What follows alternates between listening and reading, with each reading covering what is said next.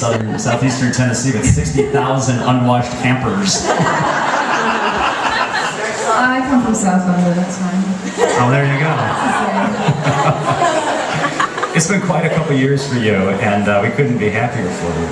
And as we're chatting here, you know, I noticed that you're rather soft-spoken, but when you sing, wow, a voice comes from somewhere. How did that voice develop for you?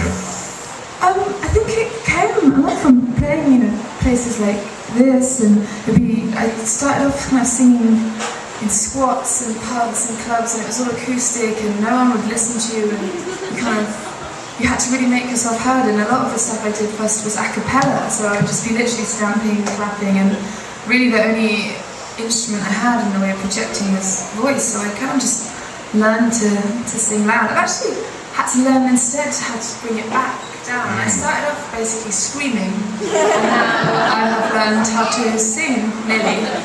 My favourite description of me I ever read was actually Florence Welsh singer-ish. I want that on my gravestone.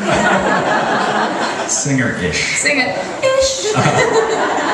Well, we're really in an amazing era of women singers from the UK, and you are certainly one of the leaders of that. Is it something in the water? Like, what's going on with so many great singers this time? Do you have any thoughts on that? I'm not sure what's in the Thames, but I wouldn't trust it. I think it's, you know, I'm just really glad to be over here for people to have embraced it so much. It feels great, and it seems like it's been a really good, you know, year for music and pop music, especially. It feels like there's a lot of exciting pop music out there at the moment. So yeah. I'm happy to be here representing Britain. Yeah, it's pretty amazing. You know, and talking about women singers over the years, so many women that I speak to tell me they draw their inspiration from Stevie Nicks. And what is it about Stevie that inspires singers like through the decades? She's amazing. I love Stevie Nicks so much. I think it's that purity of voice. You know, has anyone seen that YouTube footage of her singing in the dressing room? She's just warming up, but she's wearing this beautiful yellow dress, and she's just warming up, but it just fills. It's like she's like a bird. She just fills the whole room, and then, you know, but it's mixed with that energy and kind of, she's a really entrancing performer. I'm a huge fan of hers. Now, your album Lungs came out 2 years ago, and you've been pretty much touring that, not so much in the United States, but in the UK and playing festivals. But you recently went into the studio to work on your follow-up album. Tell us a little bit about that. Well, we went into Abbey Road to record it. We've been in Abbey Road for a month, and it's in its final stages, I say, but it was a really amazing place to record. The atmosphere of it, and it was really fun place. Yeah, like the Beatles still loom large in that room, I would say.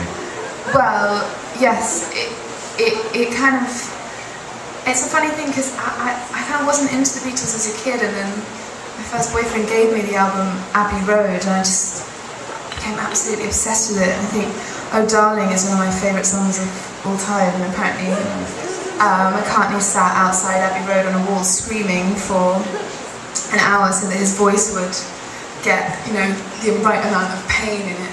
I didn't sit and scream outside Abbey Road. I did do some inside singing-ish. Now, was there an urge for everyone to go out on the street and walk across the intersection? We did it. We haven't got a photo of it. But we did go and watch other people. Like, this was our day. We would come in and go and look at the other people. And there was some really strange things people would do. I mean, there's a girl who was walked over it and fall over on every white line, and there were people like crawling over it on their hands and knees. And I think one person was doing the worm down it. That's my little sister, there we go. Well, you've had an incredible year, though, here in the United States, appearing in like huge profile shows. You performed at the Grammys in a tribute to Aretha Franklin, which was just amazing.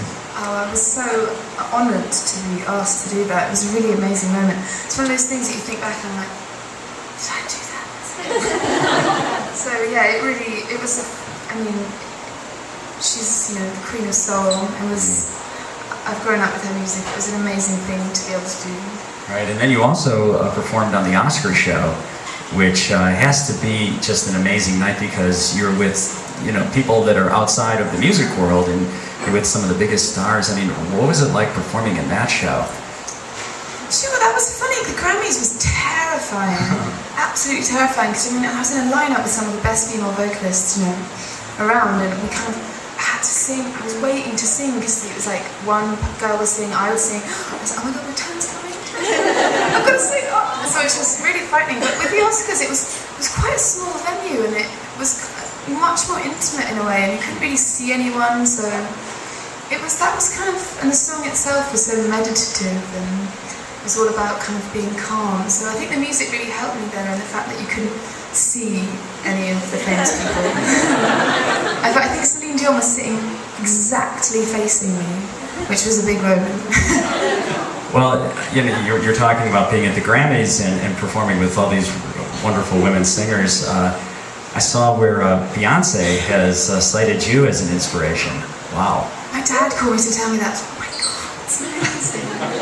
I love Beyonce so much. Well, you're on this tour, and you're going to be opening for U2 in a number of shows on that gigantic 360-degree stage. Now, when U2 was here last time and Snow Patrol opened, Snow Patrol did a little Studio X performance like we're doing today, and Gary Lightbody told us that stage is frightening, but Bono allows you to use the entire stage. You can do whatever you want. Really? That's what he said. So you can run around if you want. Just doing laps. You could do that. You could bring a bicycle, or you could do whatever you want. We're going to have to get bicycle. Yeah, good. Skateboards. Maybe we could just. Well, yeah, okay, we'll have to see if we can add some more people to the entourage. Dancers, skateboarders, cyclists. It's like a fitness centre and stuff. It'd be amazing. Well, all the best of luck. I'm working on the new album, and we're really looking forward to getting it. I'm sure you're looking forward to getting it out there, and thank you so much for coming by today to play for us live in Studio X. Florence Welch, live from Studio X on XR2.